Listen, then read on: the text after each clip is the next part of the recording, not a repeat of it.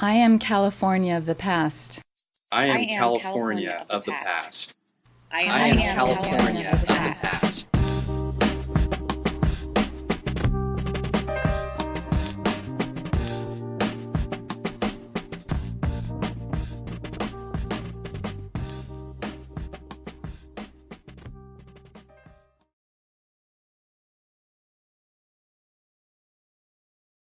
Hi, my name is Jim Jordan. I'm a retired fire captain with LA County Fire Department. And I'd like to spend the next few minutes just talking to you about my role going to the World Trade Center on September 11th, 2001. We provided logistical support to the urban search and rescue teams that were sent to New York through FEMA. I did communications support, so part of it was providing temporary communications from the World Trade Center site to our base of operations or at the Javits Convention Center. It's about 3 miles away. We put up portable radio repeaters on the top of a 27-story building so we could get talk from where we were to the Javits Convention Center. We provided cell phones, satellite telephones, temporary computer internet systems for the management, the incident support team, for the 8 urban search and rescue teams that were assigned to New York at any one time. I was at home on September 11th, Tuesday morning, getting ready to go to work in the Malibu Fire Prevention Office when my FEMA pager went off, and I was activated to go to a plane crash at the Pentagon. I was supposed to stand by to get instructions on how to fly to Washington, D.C. When I heard this, I turned on my radio at home and realized that a plane had crashed in the World Trade Center, not realizing how big it was or the total devastation that was involved in it. So I ended up getting to my office in Malibu, turning on a television there, and realized that it wasn't a small plane, it was a big plane, and then the towers both came down.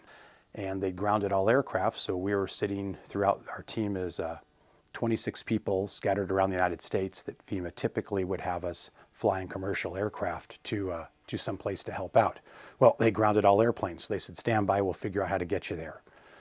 Finally, about 3 in the afternoon, I got a phone call from the fire department and said, get to March Air Force Base in Riverside, your plane leaves at 5 o'clock at night. So I drove from my house in the valley to Riverside, and our plane finally left on September 11th about 9 o'clock that night. We arrived in Newark, New Jersey at an Air Force base about 2 o'clock in the morning on September 12th.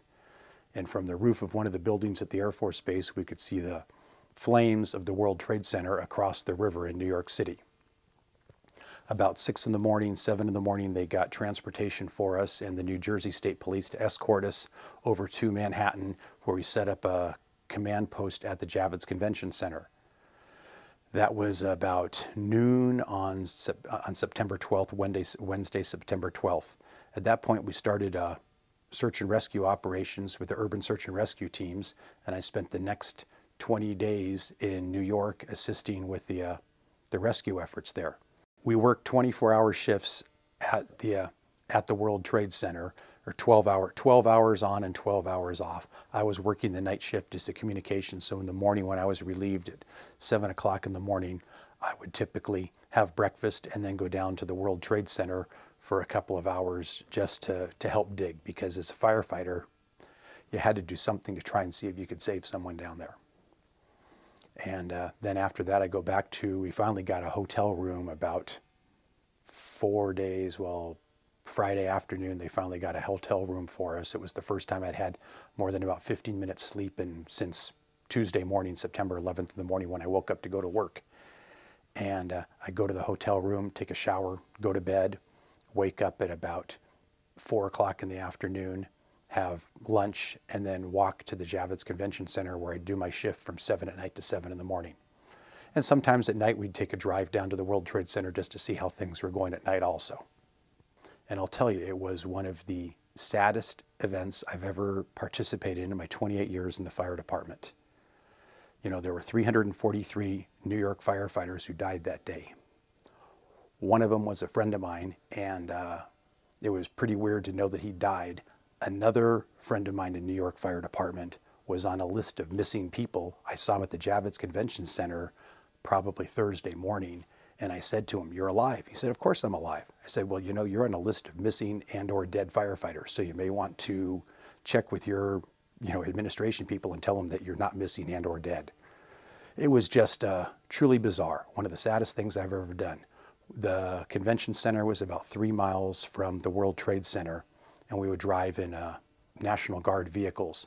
On the way down there, people would shove flyers, 8.5 by 11 flyers, pictures of people's faces. "Have you seen this person? If you see this person, please call us." Along a chain link fence for probably a quarter mile, there were thousands of pictures and posters posted on there. Just, "If you see this person, please call us. Please call. Please let us know." It was absolutely ugly.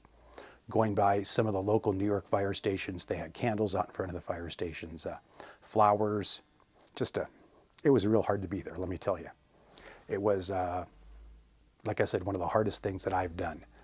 The state of California sent LA County Fire. Well, there are 8 urban search and rescue teams in the state of California. 7 of them were sent by California to New York to assist with the rescue efforts there. Most of them were there for 2 weeks at a time. They'd be there for 2 weeks and then rotate some of the other teams out. But it was truly an awesome event. Being there, working with the people in New York. I'd been to New York City before, and walking in New York with no cabs, no cars, no people, no nothing for the first 3 or 4 days was eerie.